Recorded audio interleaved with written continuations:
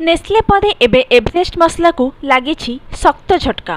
पूर्व Nestle company उत्पाद उपरे प्रश्न उठाइथिला बेले एबे फिश करी मसला को नहीं प्रश्न उठिछि। एने सिंगापुर सरकार बजार में थिबा एवरेस्ट समस्त फिश मसला को फेराई नेबाकू कंपनी को निर्देश दैछंती। फिश माछ मसला रे कीटनाशक एथिलीन ऑक्साइड रो स्तर अनुमोदित सीमा ठारू अधिक रहितबा जणा पड़िछि। एहा परे सिंगापुर एभली पदक्षेप नेछि। एठारे सूचनायोग्य जे एथिलीन ऑक्साइड हेउछि एक प्रकार कीटनाशक। एने हांगकांग खाद्य सुरक्षा विभाग एक अधिसूचना जारी करबा परे सिंगापुर सरकार तरफ एभली पदक्षेप निया जाइछि।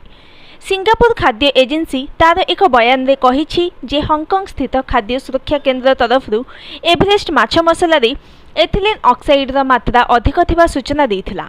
सिंगापुर नियम क्रम रे मसलार गुणवत्ता वृद्धि करने को सेथिरे एथिलीन ऑक्साइड मिसाइबार व्यवस्था रही। हेले एवरेस्ट